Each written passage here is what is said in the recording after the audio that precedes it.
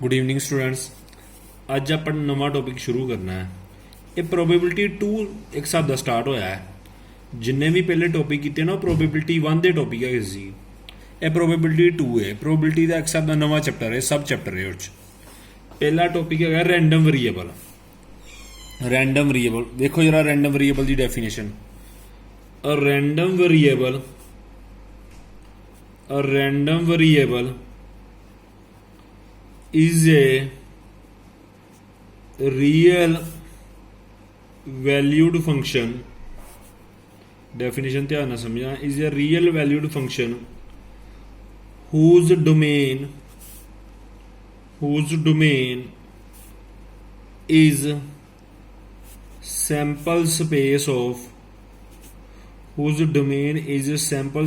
of random experiment। मतलब एक real valued function है जिसकी डोमेन बनेगी sample space of random experiment.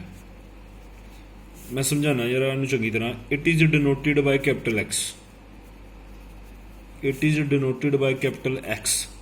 Capital x के नाल रैंडम वेरीएबल डिनोट होना है। हुण आपां किते भी स्मॉल एक्स वगैरह नहीं पाना, कैपिटल एक्स पाना है। For example, if we toss a coin twice, let capital X denotes number of head। Capital X denote करता पाया नंबर ऑफ हेड्स। हूँ दो बारी कॉइन टॉस करिए, सैंपल स्पेस बनेगी HH HT TH TT। X of HH X है number of head, H head है 2 times. X of HH की वैल्यू आ जाएगी 2। X of HT X of TH head है 1 वारी, वैल्यू होनी 1। एक्स ऑफ TT वैल्यू होनी 0 क्योंकि हेड है ही नहीं ये। आप फिर भी इन्हू चंगी तरह करांगे। हले डेफिनेशन तो कई बार नहीं भी क्लीयर होंदा। अगला वर्ड है प्रोबेबिलिटी डिस्ट्रीब्यूशन। अगली डेफिनेशन है प्रोबेबिलिटी डिस्ट्रीब्यूशन। अच्छा, बच्चों को हमेशा ही एक आ कन्फ्यूजन रहिंदी है कि प्रोबेबिलिटी 1 का क्वेश्चन है कि प्रोबेबिलिटी 2 का क्वेश्चन है। जे तो कला प्रोबेबिलिटी वर्ड लगा होया तो प्रोबेबिलिटी 1 का क्वेश्चन है। जे वर्ड लगा है प्रोबेबिलिटी डिस्ट्रीब्यूशन, यदा मतलब प्रोबेबिलिटी 2 का क्वेश्चन है। इतने हर सम च प्रोबेबिलिटी डिस्ट्रीब्यूशन वर्ड लगा होएगा। एक्स कोई रैंडम वेरीएबल है, इतने probability of X random variable च अपने को मान लो x1 x2 so on up to xn है ने वेरीएबल, रैंडम वेरीएबल। इन्हों की प्रोबेबिलिटी हैगी P1 P2 so on up to Pn। जो प्रोबेबिलिटी डिस्ट्रीब्यूशन वर्ड लग गया आप टेबल बना देना है। और टेबल सानू सम चो पता लग जाएगा किदा बनाना है। पहले अज मैं टेबल वाले सम ही करावांगा। यदि एक कंडीशन होंदी है, पता किदा चलता अपना सम सही है गल। आ सारिया प्रोबेबिलिटियां का सम 1 होंदा है, यानी कि समेशन ऑफ PI बराबर होंदा 1 दे। इन्हां सारिया प्रोबेबिलिटियां का सम होंदा 1।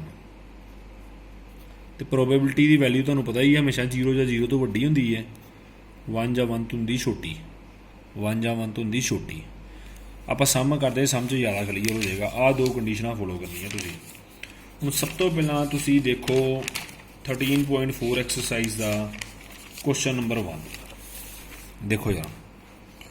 क्वेश्चन की है 13.4 एक्सरसाइज का question number 1। State which of the following are not probability distribution of random variable. दसना है किहड़ा प्रोबेबिलिटी डिस्ट्रीब्यूशन है, दसना है किहड़ा प्रोबेबिलिटी डिस्ट्रीब्यूशन नहीं है। हुण आ सारियां प्रोबेबिलिटी प्लस करके देख लो। प्रोबेबिलिटी डिस्ट्रीब्यूशन है रैंडम वेरीएबल का कि नहीं, आ सारियां प्रोबेबिलिटियां प्लस करके वेखनियां। जे तो 1 आ गया, yes it is a probability distribution of random variable. यह भी याद रखना, इन्हां विच कोई प्रोबेबिलिटी नैगेटिव नहीं होनी चाहिए। इन्हां विच कोई प्रोबेबिलिटी नैगेटिव नहीं होनी चाहिए। यानी कि जिद्दां फस्ट पार्ट है, फस्ट क्वेश्चन का फस्ट पार्ट, यानी कि समेशन PI करांगे, यानी कि 0.4 प्लस 0.4 प्लस 0.1 आ गया। Yes it is a probability, yes it is a probability distribution of random variable. Yes, it is a probability distribution of random variable. Second part. ਹੁਣ second part 'ਚ ਵੇਖੋ, ਇਹਨਾਂ 'ਚ ਇੱਕ ਪ੍ਰੋਬਿਲਿਟੀ ਨੈਗੇਟਿਵ ਆ ਗਈ ਨਾ, ਇਹਦਾ ਮਤਲਬ ਇਹ ਪ੍ਰੋਬਿਲਿਟੀ ਡਿਸਟਰੀਬਿਊਸ਼ਨ ਨਹੀਂ ਹੋ ਸਕਦਾ ਰੈਂਡਮ ਵੇਰੀਏਬਲ ਦਾ। ਭਾਵੇਂ ਇਹਨੂੰ ਪਲੱਸ ਕਰਕੇ ਵੇਖ ਲਿਓ 1 ਬਣਦਾ ਹੋਣਾ ਤੁਹਾਡਾ, ਪਰ ਇੱਕ ਪ੍ਰੋਬਿਲਿਟੀ ਨੈਗੇਟਿਵ ਆ ਗਈ ਨਾ, ਪ੍ਰੋਬਿਲਿਟੀ ਕਦੀ ਨੈਗੇਟਿਵ 'ਚ ਨਹੀਂ ਹੋ ਸਕਦੀ, 0 ਤੋਂ ਛੋਟੀ ਨਹੀਂ ਹੋ ਸਕਦੀ। ਸੈਕਿੰਡ 'ਚ ਲਿਖਣਾ ਹੈ ਸਿੰਸ P3 ਮਤਲਬ ਥਰਡ ਪ੍ਰੋਬਿਲਿਟੀ ਹੈਗੀ ਸੀ ਇਜ਼ ਇਕੁਅਲ ਟੂ ਆ ਸੀ ਮਾਈਨਸ ਪਿਆ ਸੀ ਨਾ, ਵਿਚ ਇਜ਼ ਨੋਟ ਪੋਸੀਬਲ। P3 ਮਤਲਬ third ਪ੍ਰੋਬਿਲਿਟੀ which is not possible, therefore it is not a probability distribution of random variable। R dot B ਦਾ ਮਤਲਬ random variable। ਹੁਣ ਇਹਦਾ third part ਤੇ fourth part ਤੁਸੀਂ ਆਪਣੇ ਆਪ ਕਰੋਗੇ, ਥਰਡ ਪਾਰਟ ਤੇ ਫੋਰਥ ਪਾਰਟ ਆਪਣੇ ਆਪ ਕਰੋਗੇ, ਇਹ ਤੁਹਾਨੂੰ ਸਮਝਾ ਦਿੱਤਾ। ਹੁਣ ਅੱਗੇ ਕੁਐਸਚਨ ਨੰਬਰ ਦੇਖੋ 8th, ਕੁਐਸਚਨ ਨੰਬਰ 8th ਦੇਖੋ ਜਰਾ, ਉਹ ਬਾਕੀ ਵੀ ਕਰਨੇ ਆ, ਪਹਿਲਾਂ ਮੈਂ ਆਲੇ ਕਰਾਉਂਦਾ ਸੌਖੇ ਵਾਲੇ ਟੇਬਲ ਵਾਲੇ। Random variable x as following distribution, random variable x the following distribution ਦਿੱਤੀ ਹੋਈ ਹੈ। ਆ x ਰੈਂਡਮ x ਦੇ 0 ਦੇ ਪ੍ਰੋਬਿਲਿਟੀ ਆਫ, ਇੱਧਰ ਹੈਗਾ 0, ਇੱਧਰ 1, ਇੱਧਰ k, ਮਤਲਬ ਰੈਂਡਮ ਵੇਰੀਏਬਲ ਦੀ ਵੈਲਿਊ ਥੱਲੇ ਪ੍ਰੋਬਿਲਿਟੀਆਂ ਦੀ ਵੈਲਿਊ। ਫਸਟ ਪਾਰਟ ਕਿਹਾ ਡਿਟਰਮਿਨ k। ਹੁਣ k ਕਿੱਦਾਂ ਲੱਭਣਾ? ਪਹਿਲਾ ਪਾਰਟ, ਇਹਨਾਂ ਸਾਰੀਆਂ ਪ੍ਰੋਬਿਲਿਟੀਆਂ ਨੂੰ ਪਲੱਸ ਕਰਕੇ 1 ਦੇ ਬਰਾਬਰ ਲਿਖੋ, ਇਹਨਾਂ ਸਾਰੀਆਂ ਪ੍ਰੋਬਿਲਿਟੀਆਂ ਨੂੰ ਪਲੱਸ ਕਰਕੇ 1 ਦੇ ਬਰਾਬਰ ਲਿਖੋ, ਤੇ ਫਿਰ ਆਪਾਂ ਕੱਢਣੀ ਵੈਲਿਊ k ਦੀ, ਫਿਰ ਆਪਾਂ ਵੈਲਿਊ ਕੱਢਣੀ k ਦੀ। ਦੇਖੋ ਯਾਰ 8th question, summation pi is equal to 1 ਲਿਖ ਦੇਣਾ ਆਪਾਂ। ਹੁਣ ਜਿਹੜੀਆਂ ਪ੍ਰੋਬਿਲਿਟੀਆਂ ਦਿੱਤੀਆਂ ਹੋਈਆਂ ਦੇਖੋ ਯਾਰ, ਪ੍ਰੋਬਿਲਿਟੀਆਂ 0 ਪਲੱਸ k ਪਲੱਸ 2k, ਪ੍ਰੋਬਿਲਿਟੀਆਂ ਨੂੰ ਪਲੱਸ ਕਰਕੇ 1 ਦੇ ਬਰਾਬਰ, k square plus 2k square plus 7k square plus k equal to 1। ਇੱਧਰ ਆਏਗਾ 10k ਸਕੁਅਰ, ਇੱਧਰ 3 ਤੇ 1 4, 4 8 ਤੇ 9, 9k ਪਲੱਸ 1, ਇੱਧਰ ਆਏ -1 ਹੋ ਜਾਏਗੀ। ਹੁਣ ਇਹਦੇ ਫੈਕਟਰ ਬਣਾਵਾਂਗੇ, 10 ਨੂੰ -1 ਨਾਲ ਮਲਟੀਪਲਾਈ ਕਰਾਂਗੇ -10, ਇਹਦੇ ਫੈਕਟਰ ਬਣਾਉਣੇ 10k square plus 10k minus k -1, 10k common ਕੱਢਾਂਗੇ, 10k plus 1 -1 common, sorry 10k common ਕੱਢਾਂਗੇ ਤੇ k ਪਲੱਸ 1 ਆਉਣਾ, ਇੱਥੇ k ਪਲੱਸ 1 ਆਉਣਾ, -1 ਕੋਮਨ ਕੱਢਾਂਗੇ k ਪਲੱਸ 1 ਆਉਣਾ। ਇੱਕ ਫੈਕਟਰ ਆ ਗਿਆ 10k -1, ਇੱਕ ਫੈਕਟਰ ਆ ਗਿਆ k ਪਲੱਸ 1। ਇੱਧਰੋਂ ਤੇ k ਦੀ ਵੈਲਿਊ ਆਉਣੀ -1, ਉਹ ਰਿਜੈਕਟ ਹੋਈ ਨਹੀਂ ਹੈ। ਇੱਧਰੋਂ k ਦੀ ਵੈਲਿਊ ਆਉਣੀ -1, ਉਹ ਰਿਜੈਕਟ ਹੋਈ ਨਹੀਂ ਹੈ। ਇੱਧਰੋਂ k ਦੀ ਵੈਲਿਊ ਆਉਣੀ 1/10, ਇੱਧਰੋਂ k ਦੀ ਵੈਲਿਊ ਆਉਣੀ 1/10, ਇਹ ਹੋਣੀ ਐਕਸੈਪਟ। ਇਹ ਆਪਣਾ ਪਹਿਲਾ ਪਾਰਟ ਆ ਗਿਆ 8th ਕੁਐਸਚਨ ਦਾ। ਹੁਣ ਅੱਗੇ ਧਿਆਨ ਨਾਲ ਸਮਝਣਾ ਜਰਾ ਸੈਕਿੰਡ ਪਾਰਟ ਨੂੰ। ਸੈਕਿੰਡ ਪਾਰਟ 'ਚ ਉਹਨਾਂ ਨੇ ਕਿਹਾ find probability x less then 3। ਹੁਣ probability x less then 3 table ਵੇਖੋ ਜਰਾ, ਕੈਪੀਟਲ X 3 ਤੋਂ ਛੋਟਾ ਗਿਆ, ਕੈਪੀਟਲ X 3 ਤੋਂ ਛੋਟਾ, ਪ੍ਰੋਬੇਬਿਲਿਟੀ ਕੱਢਣੀ। X 3 ਤੋਂ ਛੋਟਾ ਤਾਂ ਹੀ ਹੋਏਗਾ ਜਾਂ ਤਾਂ X 0 ਹੋਏਗਾ ਜਾਂ 1 ਹੋਏਗਾ ਜਾਂ X 2 ਹੋਏਗਾ। ਬ੍ਰੈਕਟ ਦੇ ਬਾਹਰ P ਪਿਆ, X 3 ਤੋਂ ਛੋਟਾ। ਇਹ ਕਿੱਦਾਂ ਲਿਖਣਾ ਦੇਖੋ ਜਰਾ, X 3 ਤੋਂ ਛੋਟਾ ਲੱਗਣਾ ਹੈ, X 3 ਤੋਂ ਛੋਟਾ, ਜਾਂ ਤੇ ਪ੍ਰੋਬੇਬਿਲਿਟੀ ਆਫ X 0 ਹੋ ਸਕਦਾ ਹੈ, ਬ੍ਰੈਕਟ ਦੇ ਬਾਹਰ P ਲੱਗਾ ਹੋਇਆ ਨਾ, ਪਲੱਸ ਜਾਂ ਫਿਰ ਪਲੱਸ ਪਾਉਣਾ, ਜਾਂ ਤਾਂ x = 1 ਹੋ ਸਕਦਾ ਹੈ ਪ੍ਰੋਬੇਬਿਲਿਟੀ, ਜਾਂ x = 2 ਹੋ ਸਕਦਾ ਪ੍ਰੋਬੇਬਿਲਿਟੀ। ਇਹ ਮਤਲਬ ਹੈ ਪ੍ਰੋਬੇਬਿਲਿਟੀ x ਲੈਸ ਦੈਨ 3, ਯਾਨੀ ਕਿ ਪ੍ਰੋਬੇਬਿਲਿਟੀ x = 0 ਹੋ ਸਕਦਾ ਹੈ, ਪਲੱਸ ਪ੍ਰੋਬੇਬਿਲਿਟੀ x = 1 ਹੋ ਸਕਦਾ ਹੈ, ਜਾਂ ਫਿਰ ਪ੍ਰੋਬੇਬਿਲਿਟੀ x = 2 ਹੋ ਸਕਦਾ ਹੈ। 3 ਤੋਂ ਛੋਟਾ ਗਿਆ ਨਾ x ਲੈਸ ਦੈਨ 3, ਇਸ ਕਰਕੇ 2 ਤੱਕ ਜਾਣਾ। ਹੁਣ x = 0 ਤੇ ਪ੍ਰੋਬੇਬਿਲਿਟੀ ਹੈਗੀ 0, x = 1 ਤੇ ਪ੍ਰੋਬੇਬਿਲਿਟੀ ਹੈਗੀ k, x = 2 ਤੇ ਪ੍ਰੋਬੇਬਿਲਿਟੀ ਹੈਗੀ 2k। ਯਾਨੀ ਕਿ ਆਪਣਾ ਬਣਨਾ ਕੀ ਹੈ ਦੇਖੋ ਜਰਾ, ਇੱਥੇ ਆ ਜਾਣਾ 0, ਇੱਥੇ ਆ ਜਾਣਾ k, ਇੱਥੇ ਆ ਜਾਣਾ 2k, ਪਲੱਸ ਕਰਾਂਗੇ 3k ਆ ਜਾਏਗਾ, k ਦੀ ਵੈਲਿਊ 1/10 ਲਓ, k ਦੀ ਵੈਲਿਊ 1/10 ਲਓ, 3/10 ਆ ਜਾਏਗਾ। ਅੱਗੇ probability x greater than 6, probability x greater than 6, ਹੁਣ x 6 ਤੋਂ ਵੱਡਾ 6 ਤੋਂ ਵੱਡਾ x ਕੱਲਾ 7 ਹੀ ਹੈਗਾ ਇੱਥੇ 6 ਤੋਂ ਵੱਡਾ ਕੱਲਾ 7 ਹੀ ਹੈਗਾ ਨਾ ਇੱਥੇ ਲਿਖਣਾ ਆਪਾਂ probability x is equal to 7 probability x is equal to 7 ਇੱਥੇ ਹੋਣਾ 7k square plus k 7k square plus k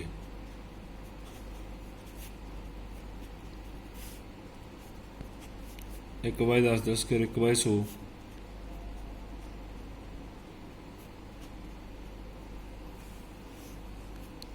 इधर एलसीएम लवांगे 100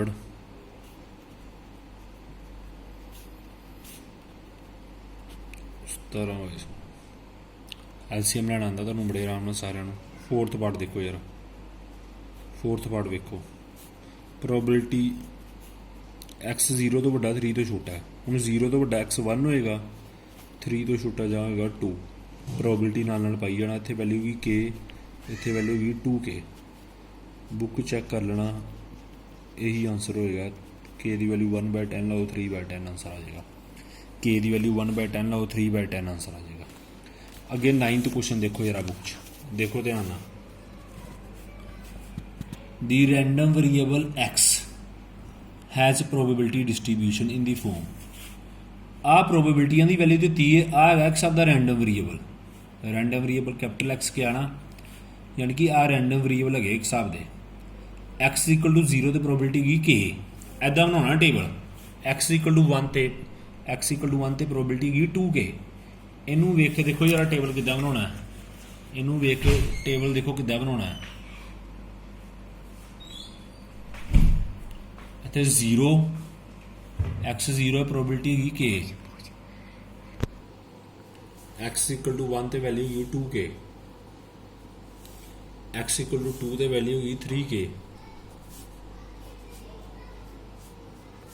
आ एक हिसाब का टेबल बन जाना अदरवाइज 0 क्या है क्वेश्चन दे विच ना अदरवाइज 0 क्या है मतलब अगे हर किते वैल्यू की 0 हुण पहला पार्ट उन्होंने कहा फाइंड के तो तुहानूं पता ही है इन्ना प्रोबेबिलिटी नूं प्लस करके 1 दे बराबर रख लो summation P I is equal to 1 इनू समेशन बोलते हैं ना के plus 2k plus 3k is equal to 1 6k is equal to 1 आ जाएगा k की वैल्यू होनी 1/6 ये सौखी जी कैलकुलेशन हैगी है बी पार्ट फाइंड प्रोबेबिलिटी अच्छा 3 पार्ट है B part find probability x less than 2 फिर है x less than equal to 2 फिर है x greater than equal to 2 देखो जरा प्रोबेबिलिटी x लैस दैन 2 हुण x 2 तो छोटा या तो 0 होएगा या तो 1 होएगा ਜਾਂ तो 0 होएगा ਜਾਂ तो 1 होएगा 0 तो वैल्यू की k इत्थे हैगी 2k 3k आएगा k की वैल्यू 1/6 लाओ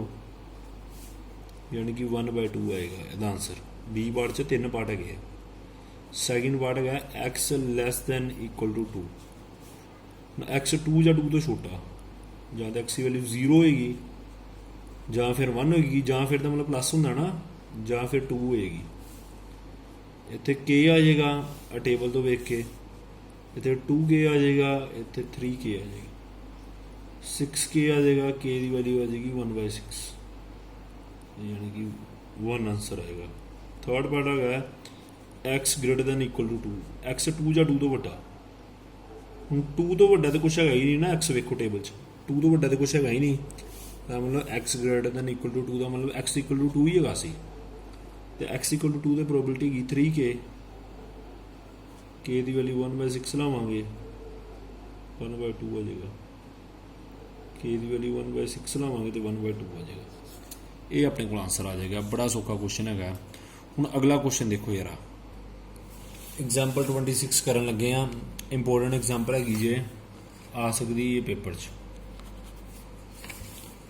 लेट एक्स कैपिटल एक्स का मतलब रैंडम वेरिएबल होंदा है denotes the number of hours you study during a randomly selected school day मतलब एक्स एक रैंडम वेरिएबल है नंबर ऑफ आवर्स किन्ने घंटे तुसी दिन च पढ़ते हो स्कूल डे च जे तो तुहाडे वर्गा स्टूडेंट होए फिर तो 0 ही आंसर आ गया ना तुसीं तो पढ़ते ही नहीं कक्ख अगे देखो यार the probability that X can take values X has the following form where k is some unknown constant, where k is some unknown constant। ਆ ਦੇਖੋ ਜਰਾ ਟੇਬਲ ਕਿੱਦਾਂ ਹੈ, ਜੇ x ਇਕੁਅਲ ਟੂ 0 ਹੈ ਉਹਦੀ ਪ੍ਰੋਬੇਬਿਲਿਟੀ ਹੈਗੀ 0.1, x ਇਕੁਅਲ ਟੂ 1 ਤੇ 2 ਤੇ ਪ੍ਰੋਬੇਬਿਲਿਟੀ ਹੈਗੀ kx, x ਇਕੁਅਲ ਟੂ 1 ਤੇ 2 ਤੇ ਪ੍ਰੋਬੇਬਿਲਿਟੀ ਹੈਗੀ kx। ਦੇਖੋ ਜਰਾ ਕਿੱਦਾਂ ਲਿਖਣਾ, ਟੇਬਲ ਕਿੱਦਾਂ ਬਣਾਉਣਾ ਹੈਗਾ, ਬੁੱਕ ਵਾਲ ਨਾਲ ਵੇਖਣਾ ਤੁਸੀਂ ਟੇਬਲ ਬਣਾਉਣ ਲੱਗਿਆ। x ਇਕੁਅਲ ਟੂ 0 ਹੈ ਨਾ, ਪਹਿਲਾਂ ਮੈਂ ਟੇਬਲ ਬਣਾਉਣ ਲੱਗਾ, ਇੱਧਰ ਲਿਖ ਲਓ x, ਇੱਧਰ ਲਿਖ ਲਓ probability of x, x equal to 0 ਤੇ ਪ੍ਰੋਬੇਬਿਲਿਟੀ x ਇਕੁਅਲ ਟੂ 0 ਪਾਓ, ਪ੍ਰੋਬੇਬਿਲਿਟੀ ਹੈਗੀ 0.1।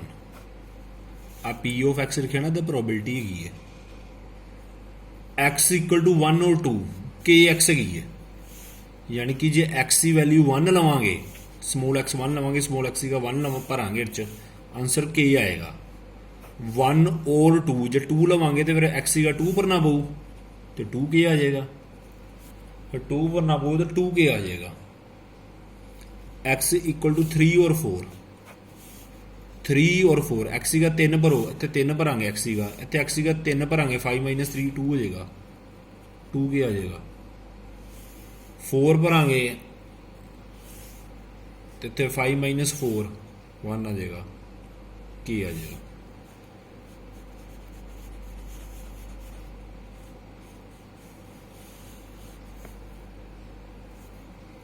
ਅੱਗੇ ਦੇਖੋ ਯਾਰ, ਅੱਗੇ 0 ਅਦਰਵਾਈਜ਼ ਲਿਖਿਆ ਹੈ, ਇਹ ਟੇਬਲ ਬੜੇ ਆਰਾਮ ਨਾਲ ਪਤਾ ਲੱਗ ਜਾਏਗਾ ਤੁਹਾਨੂੰ, ਬਣਾ ਕੇ ਵੇਖ ਲੈਣਾ। ਆ x ਇਕੁਅਲ ਟੂ 3, x ਦਾ 3 ਭਰਾਂਗੇ, 5 - 3 2k ਬਣ ਜਾਏਗਾ, ਭੁਲੇਖਾ ਨਾ ਖਾਇਓ, ਜੇ 4 ਭਰਾਂਗੇ ਇੱਧਰ 5 - 4 1 ਬਣ ਜਾਏਗਾ, ਇੱਥੇ 4 ਲਾ ਕੇ 1k ਆ ਜਾਏਗਾ। ਪਹਿਲਾ ਪਾਰਟ ਕੁਐਸਚਨ ਪੜੋ ਪਹਿਲਾਂ, ਪਹਿਲਾ ਪਾਰਟ ਕੀ ਹੈਗਾ, find the value of k। k ਤਾਂ ਤੁਹਾਨੂੰ ਪਤਾ ਹੀ ਹੈ, ਇਹਨਾਂ ਸਾਰਿਆਂ ਨੂੰ ਪਲੱਸ ਕਰੋ ਤੇ 1 ਨਾਲ ਕੰਪੇਅਰ ਕਰੋ, ਇਹਨਾਂ ਸਾਰਿਆਂ ਨੂੰ ਪਲੱਸ ਕਰੋ ਤੇ 1 ਨਾਲ ਕੰਪੇਅਰ ਕਰੋ। ਇੱਧਰ ਆ ਜਾਏਗਾ 6k, 0.1 ਉੱਤੇ ਜਾ ਕੇ ਮਾਈਨਸ ਹੋ ਜਾਏਗਾ, 0.9 ਆ ਜਾਏਗਾ, ਯਾਨੀ ਕਿ 9/10, ਇੱਧਰ 6 ਥੱਲੇ ਆ ਕੇ ਡਿਵਾਈਡ ਹੋ ਜਾਏਗਾ। ਜਦੋਂ ਸੋਲਵ ਕਰਾਂਗੇ 3 ਦੀ 3 ਨਾਲ ਕਟਿੰਗ, 3 ਦੀ 2 ਨਾਲ, k ਦੀ ਵੈਲਿਊ ਹੋਗੀ 3/2, ਉਹਨਾਂ ਨੇ 0.15 ਵੀ ਲਿਖਿਆ, ਕੋਈ ਗੱਲ ਨਹੀਂ, k ਦੀ ਵੈਲਿਊ ਹੋਗੀ 3/20, k ਦੀ ਵੈਲਿਊ ਹੋਗੀ 3/20, 3 2, ਹਾਂ ਉਹਨਾਂ ਨੇ 0.15 ਲਿਖਿਆ, ਕੋਈ ਗੱਲ ਨਹੀਂ, ਡੈਸੀਮਲ 'ਚ ਨਹੀਂ ਵੀ ਲਿਖੋਗੇ ਤਾਂ ਵੀ ਕੋਈ ਗੱਲ ਨਹੀਂ। ਕੁਐਸਚਨ ਪੜੋ ਜਰਾ, ਕੁਐਸਚਨ 'ਚ ਦੇਖੋ ਜਰਾ, find the probability that you study at least 2 are. B part 'ਚ ਵੀ 3 ਪਾਰਟ ਹੈਗੇ ਆ। ਐਟਲੀਸਟ 2 ਆਰ ਦਾ ਮਤਲਬ ਹੁੰਦਾ x greater than equal to 2, at least ਦਾ ਮਤਲਬ ਗ੍ਰੇਟਰ ਦੈਨ ਇਕੁਅਲ ਟੂ ਹੁੰਦਾ ਨਾ, exactly 2 or, x equal to 2, at most 2 or, ਵੱਧ ਤੋਂ ਵੱਧ 2 ਆਰ, ਮਤਲਬ ਘੱਟ ਤੋਂ ਘੱਟ 0, x less than equal to 2, ਇਹ ਐਟ ਮੋਸਟ ਦਾ ਸਾਈਨ ਹੁੰਦਾ, x less than equal to 2। ਦੇਖੋ ਯਾਰ ਅੱਗੇ ਬੀ 'ਚ 3 ਪਾਰਟ ਹੈਗੇ ਆ, ਉਹਨਾਂ ਨੇ ਕਿਹਾ find the probability that you study, first part at least 2 or, at least ਦਾ ਮਤਲਬ ਕੀ ਹੁੰਦਾ, ਦੇਖੋ ਜਰਾ, probability x greater than equal to 2, probability x greater than equal to 2, ਯਾਨੀ ਕਿ ਪ੍ਰੋਬੇਬਿਲਿਟੀ ਇਹ 'ਚ 2 ਦੀ ਆਏਗੀ, x 2 ਜਾਂ 2 ਤੋਂ ਵੱਡਾ, ਜਾਂ ਤਾਂ x 2 ਹੋਏਗਾ ਜਾਂ 3 ਹੋਏਗਾ ਜਾਂ 4 ਹੋਏਗਾ, ਜਾਂ ਤਾਂ x 2 ਹੋਏਗਾ ਜਾਂ 3 ਹੋਏਗਾ ਜਾਂ 4 ਹੋਏਗਾ, ਤੇ 2 ਤੇ ਵੈਲਿਊ ਹੈਗੀ 2k, 3 ਦੇ ਵੈਲਿਊ ਹੈਗੀ 2k, ਤੇ ਇੱਥੇ ਹੈਗੀ k, ਸੋਲਵ ਕਰਾਂਗੇ 5k ਆ ਜਾਏਗਾ। k ਦੀ ਵੈਲਿਊ 3/20 ਲਾਓ, k ਦੀ ਵੈਲਿਊ 3/20 ਲਾਓ, 3/4 ਆਂਸਰ ਆ ਜਾਏਗਾ, 3/4 ਆਂਸਰ ਆ ਜਾਏਗਾ। ਸੈਕਿੰਡ ਪਾਰਟ ਹੈਗਾ exactly 2 are, exactly 2 are, probability x is equal to 2,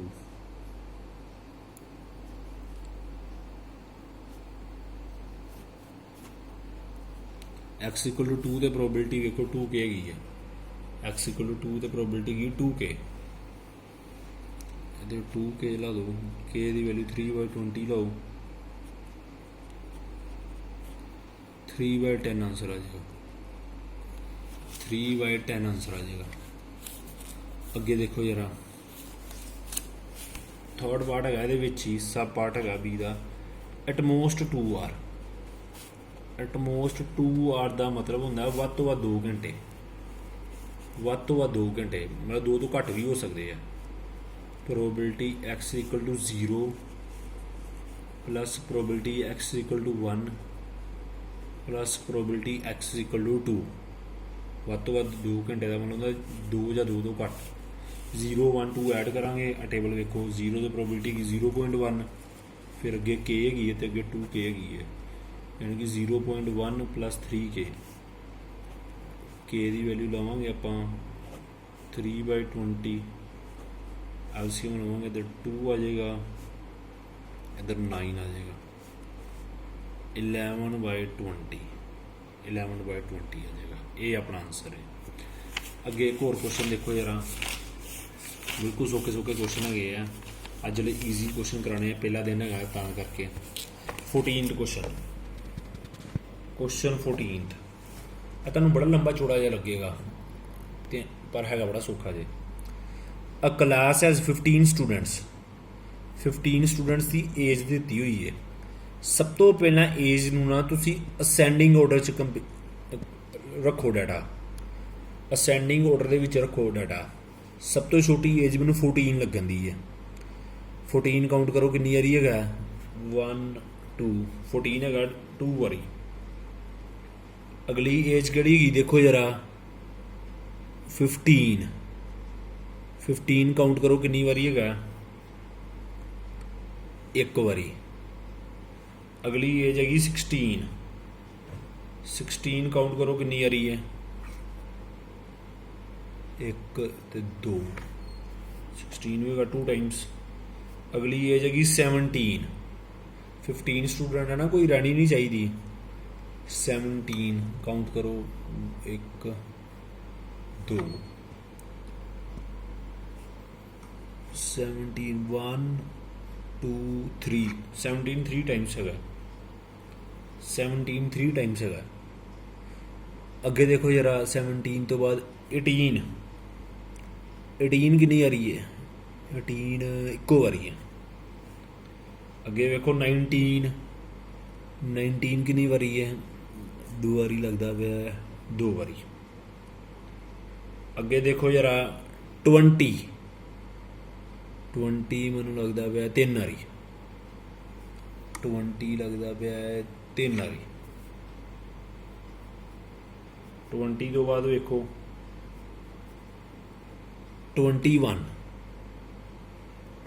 ਵੀ ਲੱਗਦਾ ਪਿਆ ਇੱਕ ਵਾਰੀ ਆਹ ਡਾਟਾ ਲਿਖਿਆ ਯਾਰਾ ਦੇਖੋ ਯਾਰਾ ਉਹਨਾਂ ਨੂੰ ਕਾਊਂਟ ਕਰ ਲੈਣੇ 15 ਸਟੂਡੈਂਟ ਬਣਦੇ ਪਏ 2 2 4 2 6 2 8 2 10 1 11 ਤੇ 4 15 ਆਹ ਡਾਟਾ ਬਣਦਾ ਪਿਆ ਅੱਗੇ ਕੁਐਸਚਨ ਪੜ੍ਹੋ ਜਰਾ one student is selected in such a manner that each has same chance of being chosen and age capital X of selected student is recorded देखो जरा अब लिखना की इधर देखो let X be a random variable of age of student capital X word लगा है मतलब प्रोबेबिलिटी 2 का क्वेश्चन है ਪਹਿਲਿਆਂ ਵਿੱਚੋਂ ਕੁਐਸਚਨ ਨਹੀਂ ਹੈਗਾ ਤੁਹਾਨੂੰ ਪ੍ਰੋਬੇਬਿਲਿਟੀ 'ਚ ਭੁਲੇਖਾ ਪੈਣਾ ਹੈ ਰੈਂਡਮ ਵੇਰੀਏਬਲ ਲੱਗਾ ਪ੍ਰੋਬੇਬਿਲਿਟੀ 2 ਦਾ ਕੁਐਸਚਨ ਹੈ ਐਕਸ ਰੈਂਡਮ ਵੇਰੀਏਬਲ ਦੇ ਦਿੱਤਾ ਹੋਇਆ ਏਜ ਦਾ ਸਮ 'ਚ ਏਜ ਡਿਫਾਈਨ ਕੀਤੀ ਹੋਈ ਨਾ ਕੈਪੀਟਲ ਐਕਸ ਨੂੰ ਕੁਐਸਚਨ ਪੜ੍ਹੋ ਜਰਾ ਫਾਈਂਡ ਦੀ